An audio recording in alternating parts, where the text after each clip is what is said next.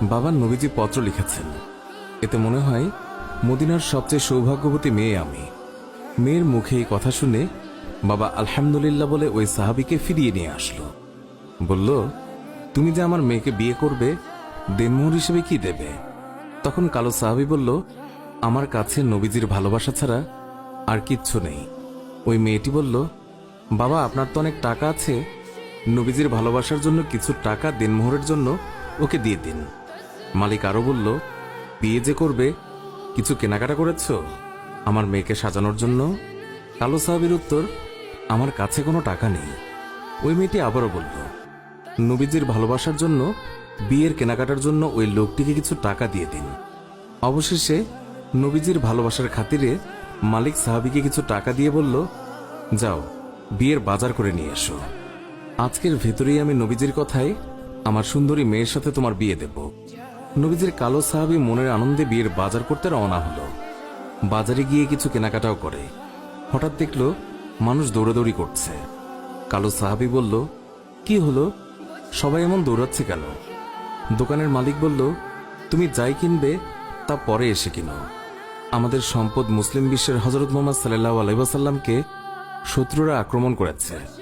এই বলে দোকান বন্ধ করে চলে গেল। কালো সাহাবী অন্য দোকানে গিয়ে বিয়ের বাজারে টাকা দিয়ে একটি তরবারি কিনল। হঠাৎ আবার মনে হলো সেই মদিনার সুন্দরী মেয়ে তার জন্য অপেক্ষা করছে। তখন নিজেকে বোঝালো, যে নবী না হলে আমি হতাম না, এই দুনিয়া হতো না, সেই নবীর চেয়ে সুন্দরী মেয়ে আমার কাছে বড় হয় কিভাবে? এই বলে নবীজির কালো সাহাবী তলোয়ারটি নিয়ে যুদ্ধের ময়দানে চলে গেল।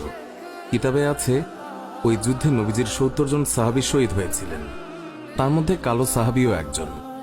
নবীজি অশ্রুসিক্ত হয়ে বলল, আমার আদরের সাহাবীদের রক্তমাখা অবস্থায় দাফন করে দাও। কিয়ামতের ময়দানে আমি আল্লাহর দরবারে এই রক্তমাখা শরীর দেখিয়ে কোটি কোটি গুনাহগার উম্মতের নাজাতের দাবি করব। হঠাৎ নবীজির চোখ পড়ল কালো সাহাবীর দিকে, রক্তমাখা শরীর নিয়ে এসে পড়ে আছে। নবীজি চিৎকার দিয়ে বলল, এই আমার কালো সাহাবীর লাশ, আজকে তার তো বিয়ে হওয়ার কথা ছিল। কয়েকজন সাহাবী বলল, হুজুর, আপনার কালো সাহাবী বিয়ের বাজার করতে গিয়েছিল, কিন্তু যখন শুনল শত্রুরা আপনার উপর আক্রমণ করেছে, তখন সে যুদ্ধের বাজার করেছে। নবীজি কান্না বিজড়িত অবস্থায় কালো সাহাবীর দিকে তাকালো।